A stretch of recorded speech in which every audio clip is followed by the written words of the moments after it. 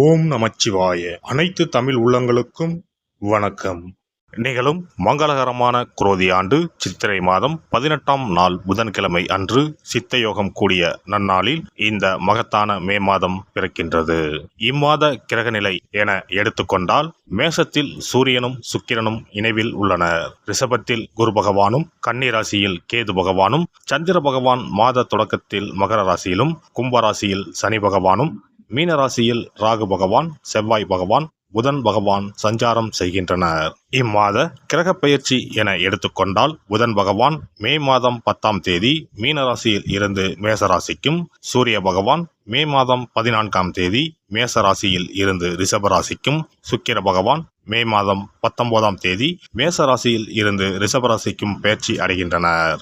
இந்த கிரக சஞ்சார அமைப்பினால் இம்மாதம் உங்கள் வாழ்வில் ஏற்படக்கூடிய சுப மற்றும் அசுப பலன்கள் என்ன என்பதனையும், அசுப பலன்கள் ஏற்படுமாயின் ராசிக்காரர்கள் செய்ய வேண்டிய பரிகாரம் என்ன, வணங்க வேண்டிய தெய்வம் யார் என்பதனை பற்றியும் காண்போம். சித்திரை மாதத்தின் பிற்பகுதியும் வைகாசி மாதத்தின் முற்பகுதியும் இணைந்ததுதான் இந்த மகத்தான மே மாதம். உழைப்பின் அடையாளமாக விளங்கும் இம்மாதத்தின் முதல் தேதியிலேயே குரு பகவான் பெயர்ச்சி அமைவது மிக சிறப்பான அம்சமாகும். பிறக்கப் போகும் இம்மாதத்தில் உங்கள் வாழ்வில் வளமும் நலமும் செல்வ செழிப்பும் பெற்று வாழ்வில் உயரிய நிலையை அடைய எல்லாம் வல்ல எம்பெருமானை வேண்டி விரும்பி கேட்டுக்கொள்கிறேன். எதற்கும் அஞ்சாத ஆராய்ச்சி தொடர்பான சிந்தனைகள் கொண்ட கடகராசி அன்பர்களே, மனதில் இனம் புரியாத சிந்தனைகள் உண்டாகும். குடும்ப உறுப்பினர்கள் வழியில் ஒத்துழைப்புகள் மேம்படும். தனவரவுகள் தேவைக்கு ஏற்ப இருக்கும். நினைத்த பணிகளை செயல்படுத்தும் போது ஒன்றுக்கு இருமுறை சிந்தித்து முடிவெடுப்பது நல்லது. புதிய நபர்களின் அறிமுகங்கள் உண்டாகும். சுப நிகழ்ச்சிகளில் கலந்து கொள்வீர்கள். மற்றவர்களுக்கு உதவும் பொழுது கவனம் வேண்டும். விலை உயர்ந்த பொருட்களின் சேர்க்கை ஏற்படும். செய்த முயற்சிகளில் மாறுபட்ட அனுபவம் ஏற்படும். வர்த்தக வியாபாரத்தில் இழுபறியான சூழல் உண்டாகும். வெளிவட்டார பழக்க வழக்கங்களால் ஆதாயம் ஏற்படும். எதிர்பார்த்த உதவிகள் சாதகமாக அமையும். வழக்கு விவகாரங்களில் வெற்றி உண்டாகும். வாழ்க்கை துணை வழியில் அனுசரித்து செல்லவும், மற்றவர்களின் செயல்களில் கருத்துக்கள் கூறுவதை தவிர்ப்பது நல்லது. நிதானமான முயற்சிகள் காரிய அனுகூலங்களை உண்டாக்கும். எதிர்காலம் சார்ந்த சில முடிவுகளும் இலக்குகளும் பிறக்கும். இம்மாதம் வியாபாரிகளுக்கு வியாபாரத்தில் இருந்த போட்டிகள் குறையும். அலைச்சலுக்கு பின்னே நினைத்த காரியங்கள் கைகூடும். வேலையாட்களால் சிறு சிறு பிரச்சனைகள் ஏற்பட்டு நீங்கும். மற்றவர்களுக்கு ஜாமீன் கையெழுத்திடுவதை தவிர்க்கவும். பழைய பாக்கிகள் பற்றிய சிந்தனைகள் மேம்படும். புதிய கிளைகள் சார்ந்த பணிகளில் ஆலோசனை பெற்று முடிவெடுக்கவும். மருத்துவத்துறையில் புதிய வாய்ப்புகள் அமையும். ரசாயனம் தொடர்பான பணிகளில் ஆதாயம் அடைவீர்கள். பணிபுரிவோருக்கு உத்தியோகத்தில் இருந்த பதற்றங்கள் படிப்படியாக குறையும். சக ஊழியர்களின் எண்ணங்களை புரிந்து கொள்வீர்கள். வெளிநாடு செல்வதற்கான சூழல் உண்டாகும். திறமைக்கு உண்டான மதிப்புகள் கிடைக்கும். சில முடிவுகளில் அனுபவ அறிவு வெளிப்படும். போட்டித் தேர்வுகளில் எதிர்பார்த்த முடிவுகள் சாதகமாகும். உணர்ச்சி வசமான பேச்சுக்களை தவிர்ப்பது நன்மதிப்பை உண்டாக்கும். கலைத்துறையில் சாதகமான வாய்ப்புகள் ஏற்படும். வெளிநாடு செல்வதற்கான சூழல்கள் உண்டாகும். புதிய மாற்றம் உண்டாகும். அரசாங்க அனுகூலம் ஏற்படும். உடல் ஆரோக்கியத்தில் ஏற்ற இறக்கம் ஏற்படும். தேவைகளை நிறைவேற்றிக் கொள்வீர்கள். வெளி வட்டாரத்தில் மதிப்புகள் உயரும். அரசியல்வாதிகள் முன்கோபம் இன்றி செயல்படவும். நண்பர்கள் இடையே சிறு சிறு விவாதங்கள் தோன்றி மறையும். தன்னம்பிக்கையுடன் செயல்படவும். கட்சி மேலிடத்தில் எதிர்பார்த்த ஆதரவுகள் சாதகமாக அமையும். வெளிநாட்டு ஒப்பந்தங்கள் கைகூடும். எதிர்பாலின மக்கள் விஷயத்தில் கவனம் வேண்டும். வழக்குகளில் இருந்த அலைச்சல்கள் குறையும். பெண்கள் இம்மாதம் குடும்ப விஷயங்களில் பொறுமை காப்பது நல்லது. புதிய வீடு மற்றும் வாகனம் வாங்குவது சார்ந்த எண்ணங்கள் கைகூடும். கொடுக்கல் வாங்கலில் திருப்திகரமான சூழல் இருக்கும். பெரியோர்களின் ஆலோசனைகளை கேட்டு நடப்பது நன்று. அவசரப்படாமல் நிதானமாக எதையும் செய்தால் வெற்றி சாதகமாக அமையும். குழந்தைகளிடத்தில் விவாதங்கள் ஏற்பட்டு நீங்கும். தடைப்பட்ட சொந்த வேலைகளை செய்து முடிப்பீர்கள். மாணவர்களை பொறுத்தவரை கல்வியில் இருந்த போட்டிகள் விலகும். எதையும் சமாளிக்கும் மனப்பக்குவம் உண்டாகும். விவேகமான பேச்சுக்கள் நன்மதிப்பை ஏற்படுத்தும். ஆசிரியர்களின் ஆலோசனைகள் சில மாற்றங்களை உண்டாக்கும். வெளியூர் சார்ந்த சில பயணங்கள் கைகூடும். அரசு உதவிகளில் தாமதம் ஏற்படும்.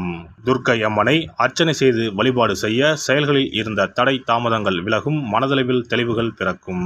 இம்மாத துவக்கத்திலேயே குரு பெயர்ச்சி இருப்பதனால் உங்களுக்கு அருகில் உள்ள குரு பரிகார ஸ்தலங்களுக்கு சென்று குரு பகவானை வணங்கி வரலாம். குரு பகவான் திட்டை வசிஷ்டேஸ்வரர் ஆலயத்தில் சுவாமிக்கும் அம்பாளுக்கும் இடையில் ராஜகுருவாக எழுந்தருளி அருள்பாலித்து வருகிறார். இவருக்கு இந்த தலத்தில் ஆண்டுதோறும் குரு பெயர்ச்சி விழாவும் அதனையொட்டி லட்சார்ச்சனையும் குரு பரிகார ஹோமங்களும் சிறப்பாக நடைபெற்று வருகின்றன.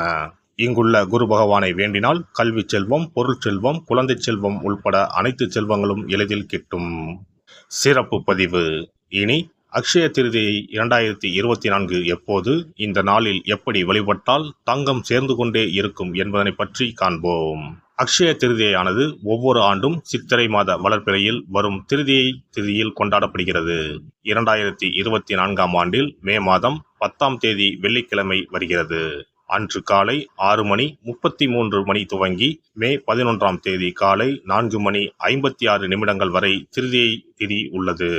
மகாலட்சுமிக்கு மங்களகரமான வெள்ளிக்கிழமையில் இந்த ஆண்டு அட்சய திருதியை வருவதால் இது கூடுதல் சிறப்புடையதாகவும் அதிக முக்கியத்துவம் வாய்ந்த நாளாகவும் கருதப்படுகிறது.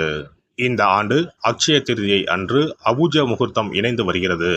அன்றைய தினம் நாள் முழுவதும் அபுஜ முகூர்த்தம் உள்ளது. அபுஜ முகூர்த்தத்தில் எந்த காரியத்தை துவங்கினாலும் அது வெற்றி அடையும் என்பது நம்பிக்கை. அதனால்தான் இந்த நாளில் தங்கம் வாங்குவது மிகவும் மங்களகரமானதாக சொல்லப்படுகிறது. தங்கம் வாங்க முடியாதவர்கள் அந்த நாளில் மங்களகரமான பொருட்களை வீட்டிற்கு வாங்கினாலும் உயர்வான பலன் ஏற்படும் என்பது நம்பிக்கை. புராணங்களின்படி திருமாலின் அவதாரங்களில் ஒன்றான பரசுராமர் அவதாரம் செய்தது அட்சய திருதியை தினத்தில்தான் என்று சொல்லப்பட்டு வருகிறது. அதனால்தான் இந்த நாளில் பெருமாளை வழிபடுவது உயர்ந்த பலனை தரும் என சொல்லப்படுகிறது. அக்ஷய திருதியை அன்று அதிகாலையில் எழுந்து குளித்துவிட்டு சுத்தமான ஆடைகளை உடுத்த வேண்டும். பிறகு கோவிலுக்கு சென்றோ அல்லது வீட்டின் பூஜை அறையிலோ விளக்கேற்றி வழிபட வேண்டும். பிறகு மகாலட்சுமி தாயாரையும் பெருமாளையும் வழிபட வேண்டும். அவர்களுக்குரிய மந்திரங்களை சொல்லி பூஜை செய்ய வேண்டும். அன்றைய தினம் மகாலட்சுமிக்கு நைவேத்தியமாக பால் பாயாசம் செய்து படைப்பது மிகவும் விசேஷமானதாகும்.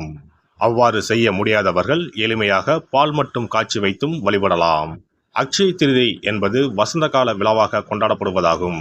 பெரும்பாலும் இது சித்திரை மாதம் வளர்பிறையின் 3ஆம் நாளில் கொண்டாடப்படும். இது பரசுராம ஜெயதி என்றும் கொண்டாடப்படுகிறது. சமஸ்கிருதத்தில் அக்ஷயா என்றால் எல்லையற்ற அல்லது நிலையான என்பதை குறிக்கிறது. எல்லை இல்லாத அதிர்ஷ்டம், செல்வ செழிப்பு ஆகியவற்றை தரக்கூடிய நாள் என்பது இதற்கு அர்த்தமாகும். புதிய தொழில் துவங்குவது, புதிய வேலையில் சேர்வது, புது வீடு குடிபோவது போன்றவை இந்த நாளில் செய்வது சிறப்பானதாகும்.